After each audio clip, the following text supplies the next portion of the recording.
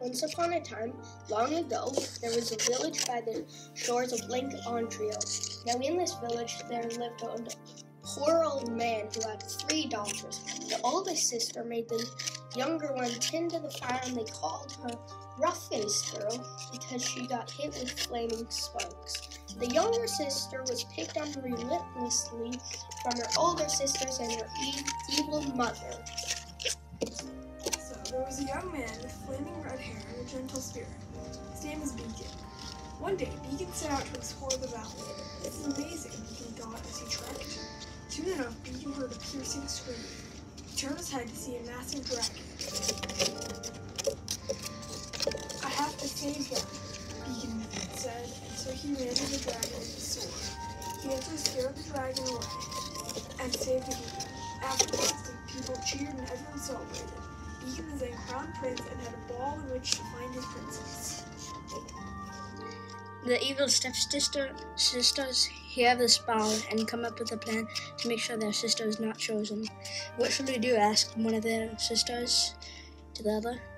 "I know, let's glue this ball onto her head so that the prince cannot see her face and won't pick her."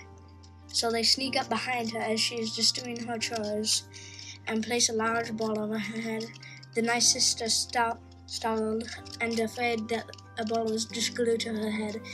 She runs out of the house and into the woods crying, and she flees. The evil stepsisters laugh to themselves, knowing what their plan has worked. As she runs into the forest, she stumbles upon a lake, where she sits down and is able to get the bowl off her head, but is still lost from not being able to see. She sits down and cries to herself as she is lost, alone, and scared. An older crocodile called Grandma Croc comes out of the water to talk to her. "What's wrong, young thing?" she asks. "My sisters have glued a bowl to my head so I wouldn't be able to attend the ball tonight.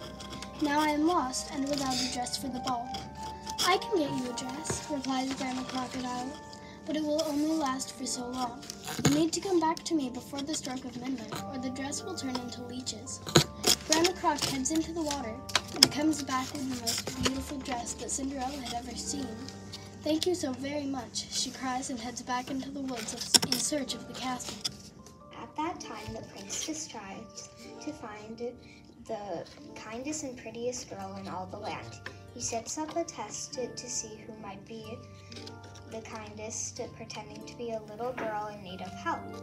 At that time, a pretty young girl was walking through the woods and ran into her.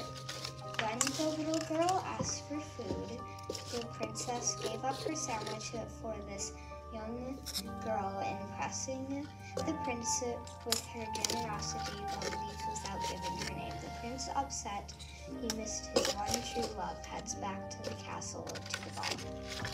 That night, Vasilisa is still walking in the forest in search of the ball. It was dark, deep, and pitch black. She could hear the wolves howling and could see eyes peering through the trees. She could only see a sliver of the sky, but she finds a cottage in the darkness. Vasilisa thought, "Why is there a cottage in the middle of the forest? Maybe the owner of the cottage has some light to help me find the castle." Juana walks into the cottage, scared and afraid, and realizes that nobody's home. She searches the cabinets and finds a magical sewing needle that illuminates the room. She realizes she can now use this to help her on her journey to the ball.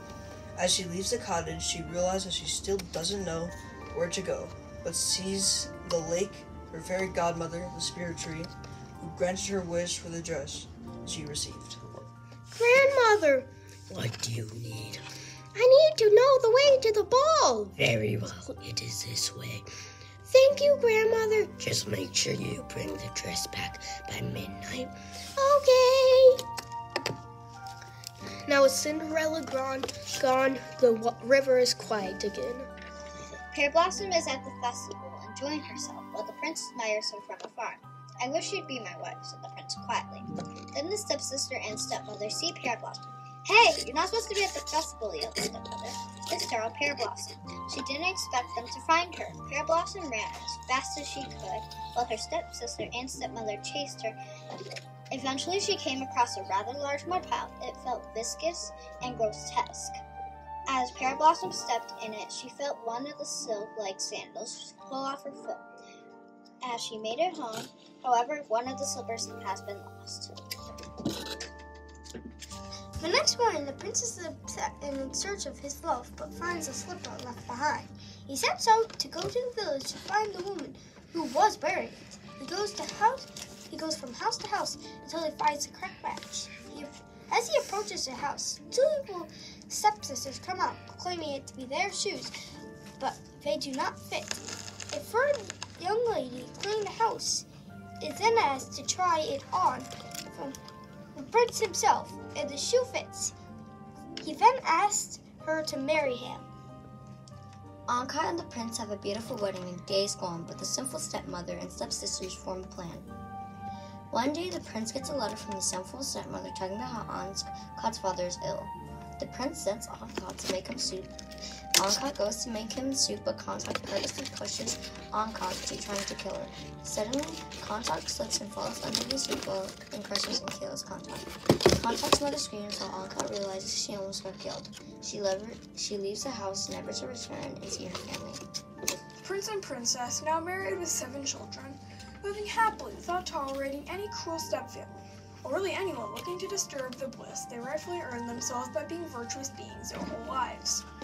They owe all this to Maha's deceased friend, the little red fish, who rewarded her with a magical gift, a beautiful dress, and a pair of golden sandals. They all lived happily ever after.